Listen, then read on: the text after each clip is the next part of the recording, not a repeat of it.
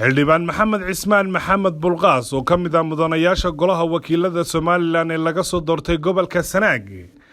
ayaa xukuumadda Somaliland ku dhaliilay in wax wada lahaashihii iyo cadaaladii Somaliland ay gabi ahaanba jirin isagoo tusaale u soo qaatay miisaaniyadda qaranka Somaliland oo xildhibaanku sheegay in deegaanadu ka soo jeedo aanay boqolkiiba hal ku lahayn xildhibaan bulqaas waxa uu soo jeediyay in la saxo gudaha cadaaladda Somaliland kadib loo gudbo wada hadallada Somaliland iyo Soomaaliya haddii aan ka hadlo xaalada guud ee waddanka runtii horta xagga nabadgelyadu aad bay u fiican tahay waan ku ammaanayaa runtii xukuumadda wax yar mooyaan in yar mooyaan laakiin majority aad bay nabadgelyada way ku ammaanantay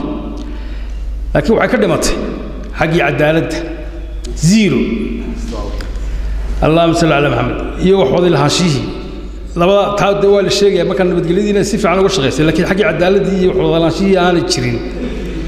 dii mushkiladeeda leedahay nabadgelyo darray hadda dabada ka soo abuuraysaa waxyaalo far badan baa geeska maanta markaad eegto waxa inagu gadaaman waan ognahay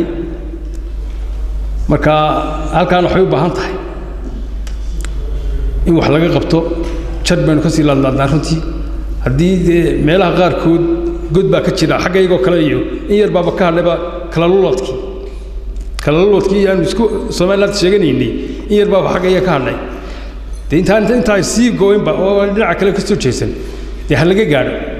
10 jeerood hore aan ku sheegnay halkan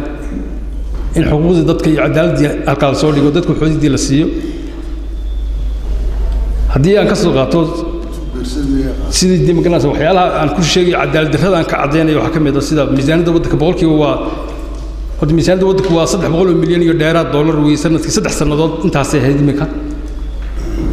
deegaanada aan ka soo joogay kuwa kale oo la mid ah 1% kama helaan ama 0.5% kama helaan meel gaar ah lagu miisaabaasha oo cadaaladda u qaadata kaasa ka mid ah kowka oo wax wada lahaashihii baa markaa wuxuu yahay zero takale xaqii xilalka iyo saami qaybsigiina waa saas leego boqolkiiba 70 reer gaar ah iska leh iyo deegaano gaar ah meelaha kalena waxba ma jiraan waa gabigooda iyana waa waxba ahayn oo farguudkooda ay xagga saamigan ay ka tabeeyaan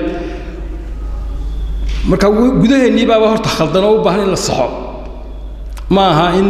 aynu Soomaaliya ka sheekeynay iyo farmaajo aymanaya iyo Soomaaliya la hadlayaan qodobka horta soo dhaweynta wada hadalka Soomaaliya iyo Somaliland waa soo dhaweynayaa sidii madaxweynuhu soo dhaweeyba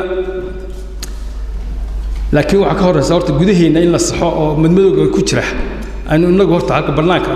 wixii jira aynu ka saxno markaasaynu la hadli karaa Soomaaliya iyo farmaajo iyo madaxweynaha iyo waxa laakiin inaga gudaheena iyadoo ay qasan tahay oo madmadow badan jiro oo baashiiba aan la wada lahayn oo loo arko in xaafado gaar ah ay Somaliland sheeganayso dee waan jabaynaa waa talo weeye arrinkaas taga waan dib la soo noqdaa waan miiska soo fadhiistaa waa in reer Somaliland oo dhan ay raali ka yihiin Somalilandnimada haddaan raali ka ahay waxba kama jiraan waa been اللهين دو الله يحيي بقول شرط بال شغني هسكو كوبينا بهاش بدون سنين إنه وضع كلنا اعتراف مرة هذه قالوا دجاجنا ده الكسر شنو درافيadu أي رالك يهين مرة هذا اعتراف لا مرة وعوي مركا يرو استي هذه يسكو ما رستو وحبل الاعتراف الماي مركا ضد حقوقه هالكا صورديك وحلا ولا لهذا هلا جنبه وضو حسبيا صدق أي سكر بدليان تالفت وين ده حلقة قبتها ما إن حافظ قاري مالمو يرانا مدحونا يعني حسب دومي حسب شجنا حسب هبل أنا قوي عالم كو حواركا وحاول يدورين في لماذا نوع عسكر صعد مش Soomaaliya waa meelaha ay chance ka helayso marka la arko in yaro xaafadiin xisbadii sheeganayso in madaxweynayaashii wasaaradihii macmacaana ku shisla wasaaradaha lowga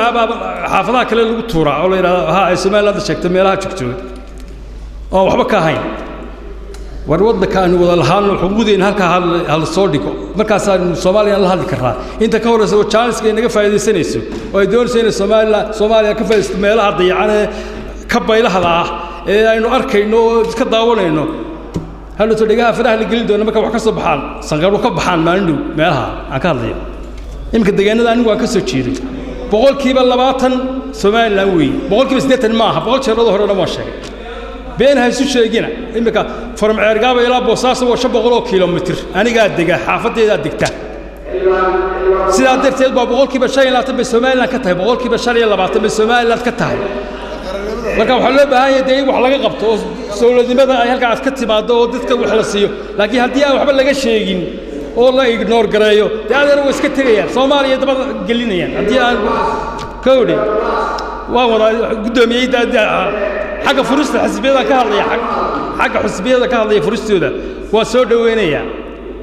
inaan la furin baa soo dhaweynaya xisbiyada waayo waxaan u arkaa kuwii hore saddexdii hore jiray hal la jafjafo oo midmadowga hal laga saaro oo hal la hagaajiyo oo iyaga dib hal isku buuqujiyo laakiin si mid cusub la sameeyo anigu taa waxaan arkaa burburkeeniyo kow ah bilow ah buu ka bilaabayaa waa talo way reero iyo jilibo iyo hebelle iyo waxba ayna galanay baa laga soo baxaya meesha war si yaro fudud yaan la isaga oran xisbiyada hal la furo ana ree hebel baa leeyahay ana laba nool maadeen laba xisbi furanaya amba saddex xisbi macquul ba waxaas maskaxda ma gashay kuwii hore hal la jafjafo kuwa jooga hal laga bedelo gudoomiyaasha sheeganaya kuwa cusub hal kale fresh ah oo ayuu nabigu ka mid yahay محمد بشير نور غريك اريال تي في hargeysa